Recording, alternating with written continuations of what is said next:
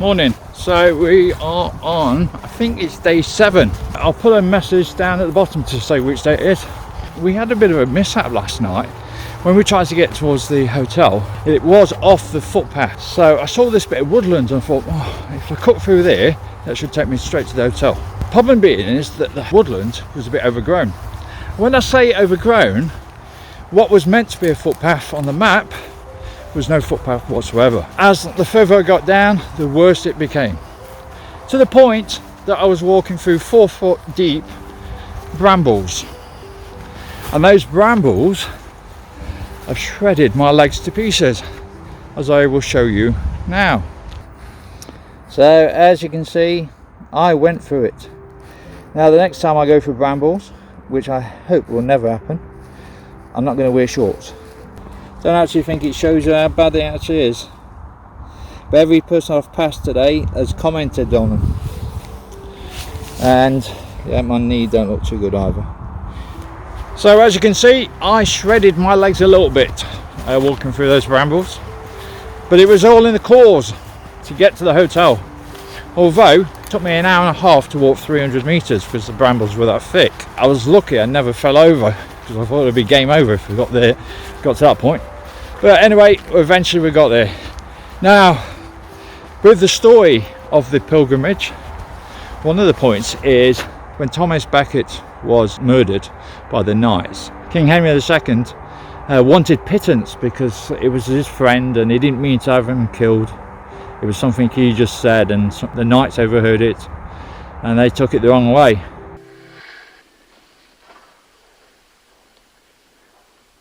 Will no one rid me of this meddlesome priest? A priest who mocks me. Which ended up in the Archbishop of Canterbury being murdered. The king, he did his own pilgrimage. I believe he would be the first pilgrim, and he went from Southwark in London and down to Canterbury. And when he got to the city gates of Canterbury near St Dunstan's Church, he took his robes off, put a hessian bag on him, wore that instead, and took his shoes off and walked barefoot to the cathedral steps. Also what he did is he got the monks to whip him in pittance for murdering Thomas Becket.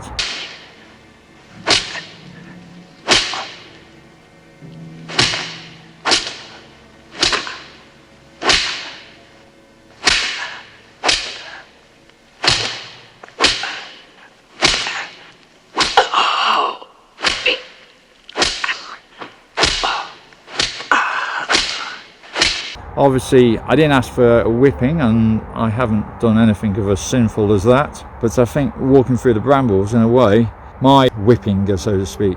So I'm a pilgrim through and through now. I've even got the marks to prove it.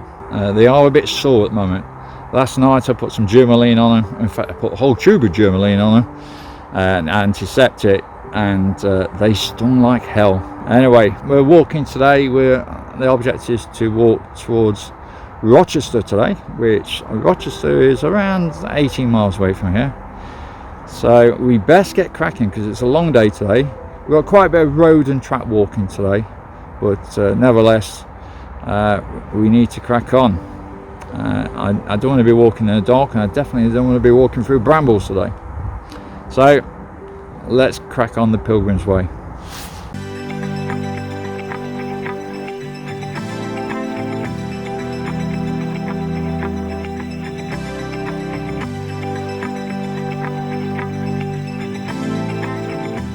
We've moved away from the North Downs Way now. We're on the Pilgrims Way, and we are basically track road walking. A moment ago I heard a load of shouting and then realised it was the beaters, so beating for the grouse and pheasant to move to one area. It's going to be a shoot, and as you can see at the edge of this field there's loads of grouse. The beaters would usually be shouting across that, moving them across into open field, so it makes it easier for the shoot. You can hear in the background shotgun noises going off now. The direction we're actually walking, so that should be interesting.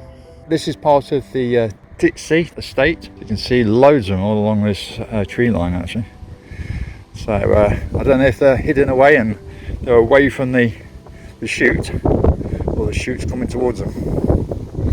The actual beaters have stopped shouting now. And then we've got a road in between, and then all the ground seems to be on this side, which is funny enough. The people that's doing the shoot, the farmers, or if it's a shoot party, they will shoot from one side and they won't shoot towards the road.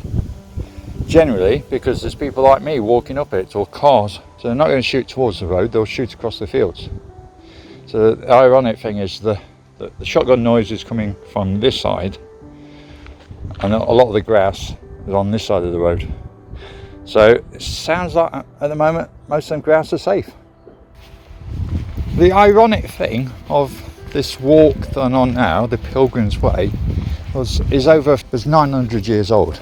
You've got to remember, actually back then it was just a dirt track, possibly even a path in probably a woodland area. But development over the years has made this a road. The pilgrim would probably not seen anybody for days as he walked along here, and yet now it is a continuous flow of traffic. These country lanes, you would have thought they'd be quiet, but they're nearly as busy as Piccadilly Circus. The point we're at the moment is called Croydon Road, and this road separates Surrey from Kent. So we're crossing over into Kent. Kent being the last county of which the Pilgrims Way trail goes through. So I think we've gone through Hampshire, Surrey, and now into Kent. And Canterbury is in Kent, so that's the final goal, which I believe is about 60 miles away from here. Probably about 45-50 miles from here. So that's all we've got left to walk. So we're in Kent now, known as the Garden of England. Here we have the Well House, and then behind it we've got this building. Looks possibly Victorian, but as you can see, warning, has chem it says, which means has chemical. You can see the green cylinder there, but if you look up the hill, there is a shaft opening. So under that hill is more of whatever the chemical is, 2XE. Not sure what that chemical refers to. With a big fence around it. So looking into this vineyard, you see pheasant and Mrs. Pheasant, but then slightly further down, just in this row here, I'm not sure if that's a fox or if it's not. It's not a young deer. There's a massive decline of them due to used to go in the urban areas. I'm saying that there's a massive decline, you hardly ever see them, and then I've got two in front of me. And there's probably more in that field as well. And they seem to know I'm standing here because they just keep looking up at me. Probably thinking I'm going to shoot them. Mind you, if that was the case, you would have thought they were getting into some better cover than that. Lovely big house. If you could afford a house like that, you would have afforded curtains that stood up better than that. The main bay window, the curtains look like they're falling down.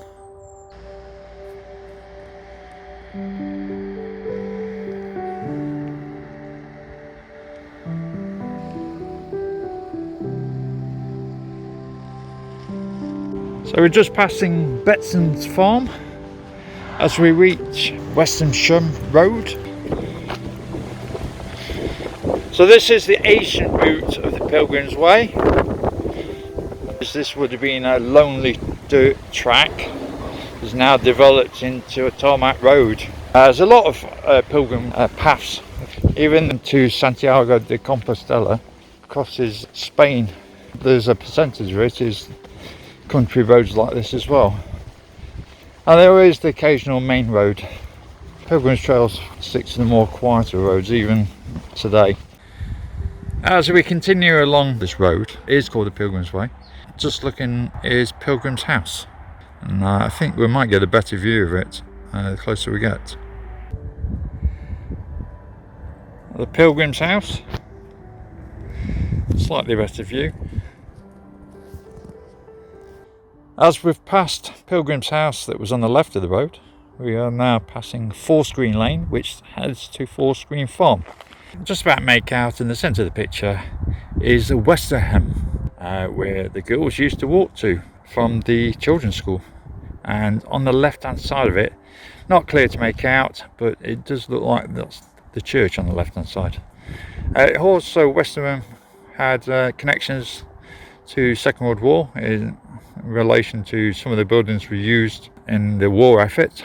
And just sitting in front of us is the M25, like we follow it along for a little while now. That's down to about junction 5 now, so I'm guessing within 15 miles we should pass the M25 and head into Rochester in the Medway and then onwards to Canterbury. But at the moment, still along the Pilgrims Way. I did think that walking along this, it's like 4 or 5 mile stretch, that there wouldn't be much to see because we're just walking on a country road.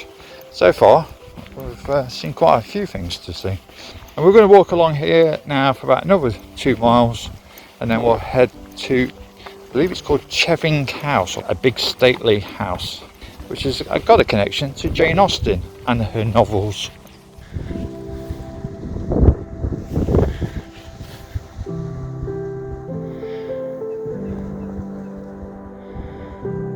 Well, if you fancy grouse for dinner, this is the place to come. Or pheasant. Oh, there you go. There's one here as well. I've got a clue where he's going.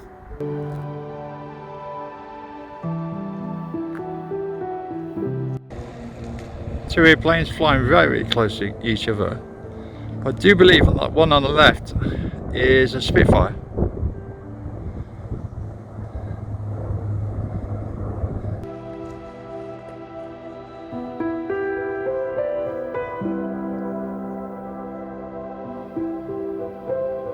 As the path gets to Sunridge Hill, which is behind me, you turn, if you take immediately a left and then onto right, you can come past this property, and then there's the track here. Now this is the original Pilgrims Way track, although now, as it says, it's private property. And Chevening House, which is just in the trees at the back there, and this is part of the grounds, so we can't go this way. So we're going to have to take a footpath and then follow the tree line around the estate. So we move away from the Pilgrims Way for the moment, and then once we get past the Chevening Estate, we'll get back onto it.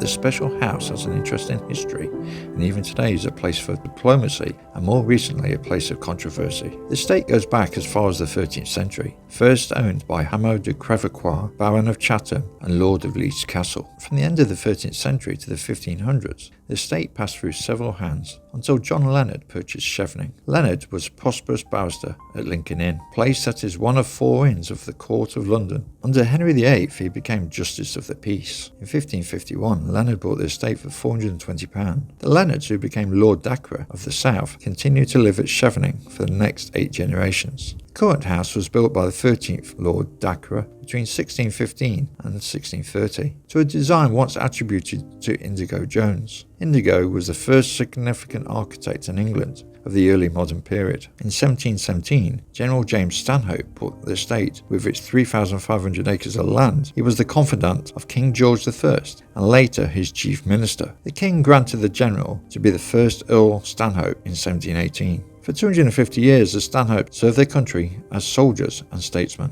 7th Earl Stanhope, James Richard, an officer in the Grenadier Guards. On the outbreak of the First World War, he served in France, where he was awarded the Military Cross and the Distinguished Service Order. King George V made Stanhope the Most Noble Order of the Garter in 1934, the highest knighthood title in the British system. James had no heir, so gifted the estate of Chevening to the nation, ensuring that the distinguished history of the family and the estate was preserved for future generations. Although the house was left to the nation, it is only a privileged few who actually get to use the house or benefit from the grounds, typically occupied by a government minister or member of the royalty of the Prime Minister's choosing. Currently, the Right Honourable Dominic Raab, Deputy Prime Minister, and Liz Truss, Foreign Secretary, shares Chevening as a grace in favour.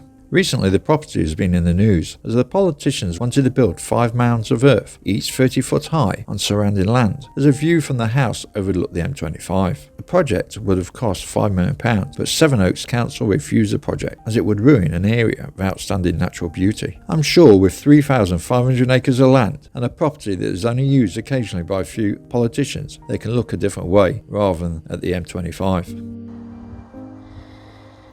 So the area fenced off here. This is the Stanhope family and the Earl of Chesterfield. William Pitt the Younger lived at the Chevening House at some point.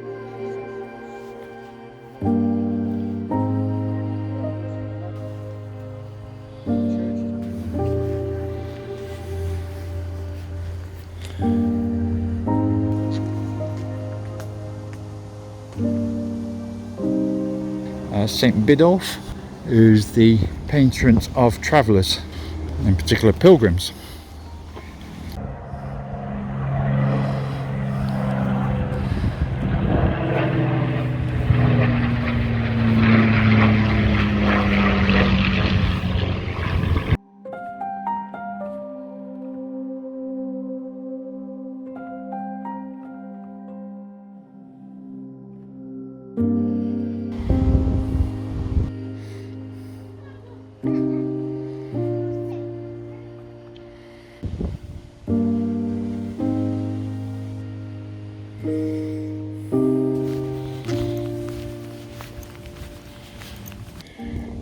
The entranceway to Chevening House.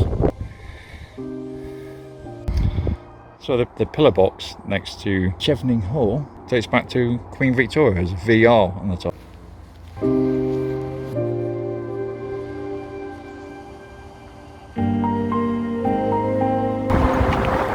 Walking alongside the M25 now. Coming to the roundabout here, we're going to take the A road to Dunton Green, A224. Now if you turn left, Knockholt, you can see up there the green fence.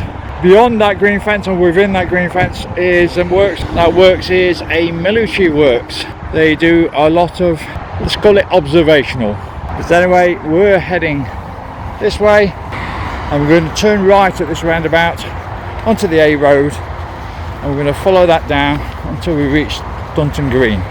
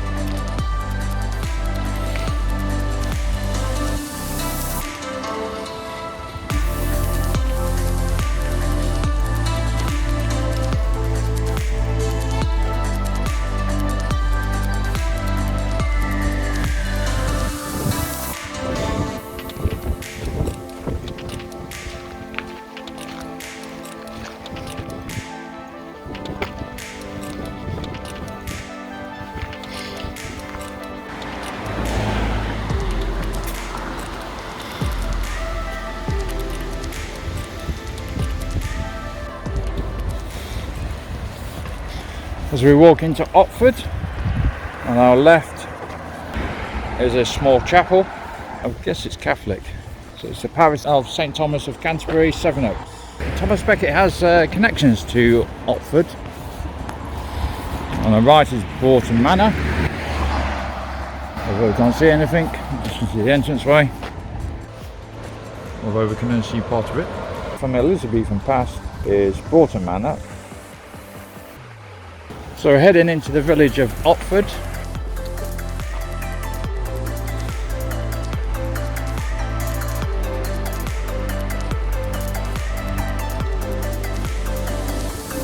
We are standing by the bridge that crosses the Mills Leak Stream. The mill once stood here until a disastrous fire in 1924.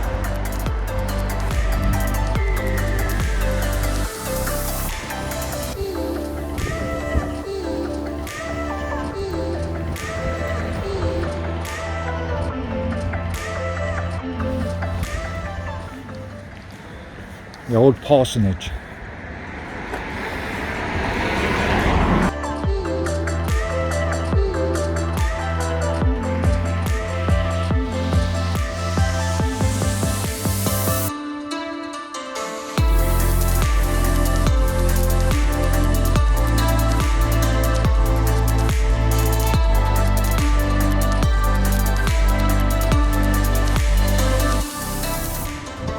Bull's Head dates back to 1522 as a Koshin inn.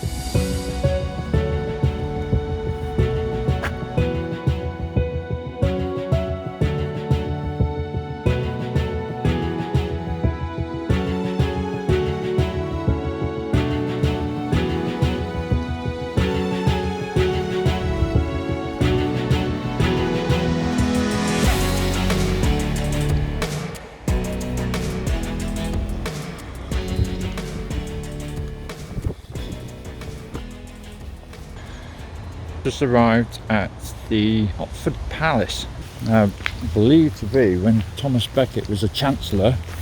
He visited Otford frequently. Originally a noble palace has stood here since the 8th century, after King Offa of Mercia fought the Kentish Saxons in 776 at the Battle of Otford. From then to the 1500s the palace was a chain of houses owned by the Archbishop of Canterbury. In 1514 Archbishop William Wrotham began to build his own great palace, becoming a great moated manor house, one of the largest in the land. King Edward III in 1348 celebrated Christmas at the palace. After Wrotham, Archbishop Cranmer took over the palace, and it is believed that Cranmer wrote the Book of Modern Prayer from here.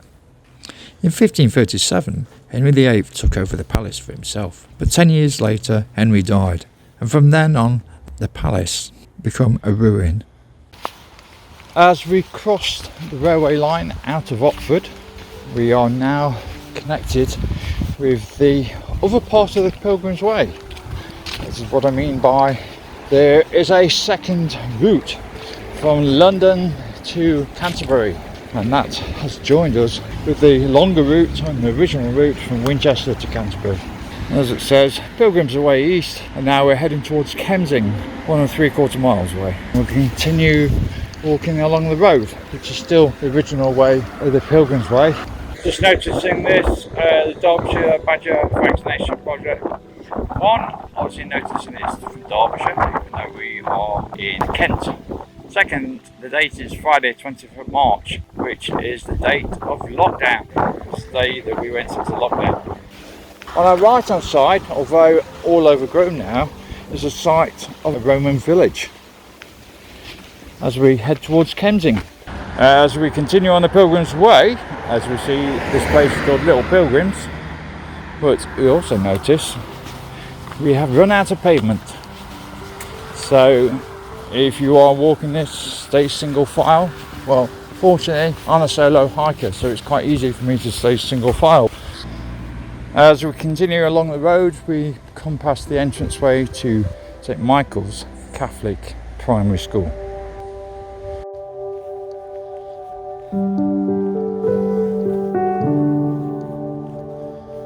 Just as we reach the turning point of Child Bridge Lane, where most of the traffic is heading to, so we follow a grass path alongside the road for a moment, and as we do so, here on the left, although you can't read it that well because iron bars around it, this is a 300-year-old milestone. It's a milestone for the Pilgrims Way. Now I believe it says the way to Dartford 12 miles. I'm not sure if that's correct. It's nice to get away from the road for a little while. It was a busy road, that section. I believe a lot of the traffic goes to Childbridge, so it should be quieter along this section. But this is a grass section alongside the road. It doesn't last that long. Watch out for foxes as you go down here. One just ran straight across the path, probably 5 meters in front of me. Because you have to put the camera down sometimes. As soon as you turn it off, something seems to happen. We're passing through Kemsing now. The village is actually to our right, down the hill. And next we continue along for about another 2 kilometers and we'll reach St Clere's.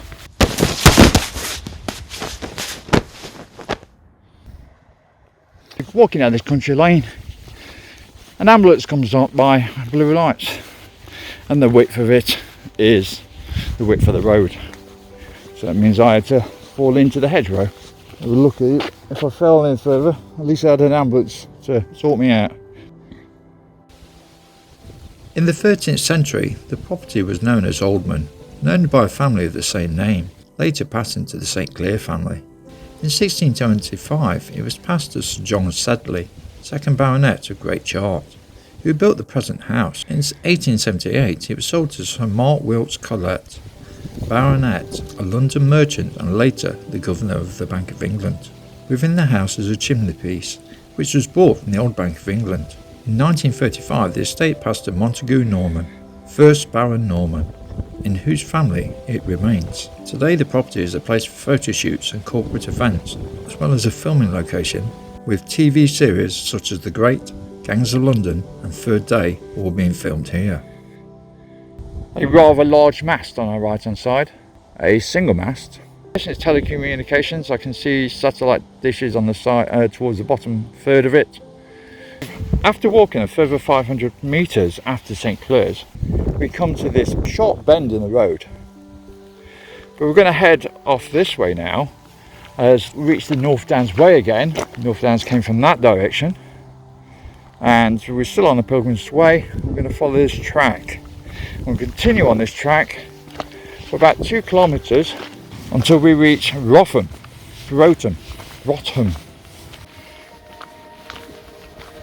One of the darkened areas of the Pilgrim's Path.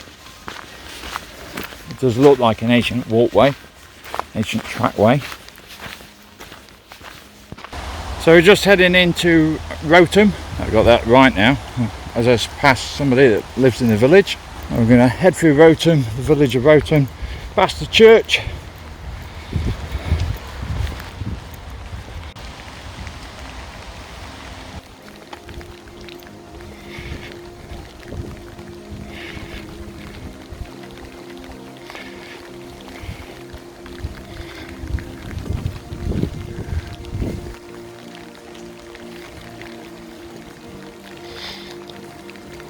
St George's, believed to be the oldest church in England, 10th century.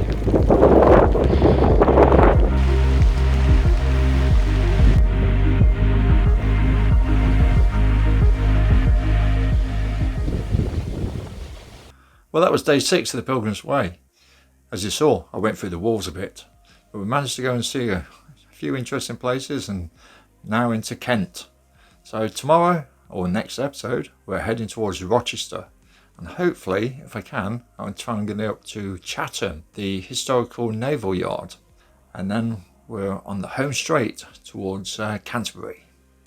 So join me, and until then, look out yourselves, stay safe, and I'll see you soon. Bye-bye, hikers.